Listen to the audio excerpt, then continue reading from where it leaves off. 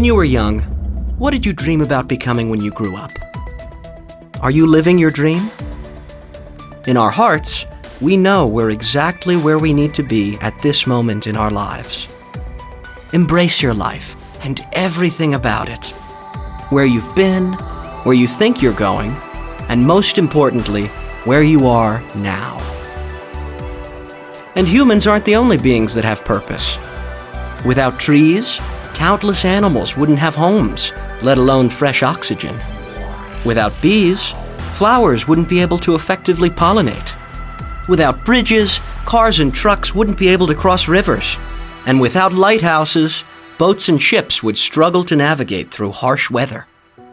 Originally constructed in Sandy Hook, New Jersey in 1880, Jeffrey's Hook Light, then known as the North Hook Beacon, guided the ships of the Jersey Shore until 1921, when it was taken apart to be relocated in New York City. Due to shallow waters and a narrow pass along the Hudson River, Manhattan was in desperate need of a signal to deter boats from running aground. As depicted in the 1942 children's book, The Little Red Lighthouse and the Great Gray Bridge by Hildegard H. Swift and Lind Ward, Jeffrey's Hook Light became the master of the river and proudly fulfilled its purpose.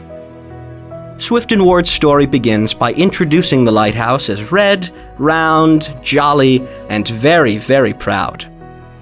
For 10 years, the lighthouse's beacon was the sole guide for boats and ships passing northern Manhattan along the Hudson. To the lighthouse, everything was smooth sailing. Do you ever feel like life is simply perfect? Then one day, a gang of workers came and began to dig. They dug and dug and dug. Doesn't life do that sometimes? Just when everything seems perfect, the world starts changing around you and you don't know what to expect. Soon the Little Red Lighthouse stood beside a great gray bridge, spanning the Hudson River from shore to shore. It made the little lighthouse feel very, very small. Do you ever feel like you're living in a shadow? Then one night, a great beam of light flashed from the top of the nearest gray tower. Wasn't that the Little Red Lighthouse's purpose? How could a light that's 40 feet tall ever hope to compete with one as high as 600 feet? Have you ever felt like you weren't enough? Then, in the middle of the night, there came a storm.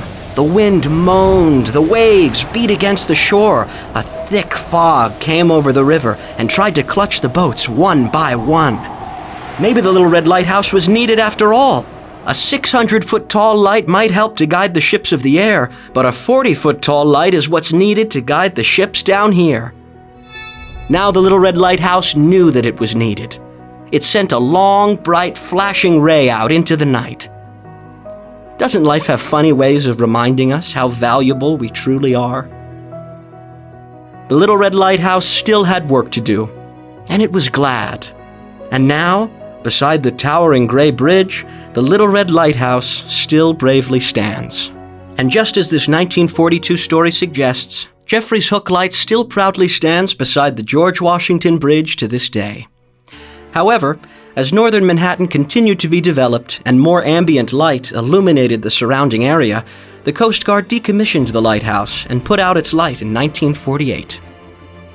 When demolition of the lighthouse was proposed, letters came flooding in from children who were fans of Swift and Ward's book. Due to this public outcry, the Coast Guard deeded the lighthouse to the New York City Department of Parks and Recreation in 1951. It was later designated a New York City landmark in 1991 and relighted by the city in 2002. 140 years after it was first built in Sandy Hook, the Little Red Lighthouse still has a purpose: to inspire anyone, no matter how small they may feel, to live their life and their purpose to the fullest. And regardless of what your purpose may be, know that you are needed. Know that your light is someone else's beacon. And together, just like the Little Red Lighthouse and the Great Gray Bridge, we can weather any storm. I'm Reverend Greg Ippolito, and this was the power of spiritual artistry. Until next time, shine bright.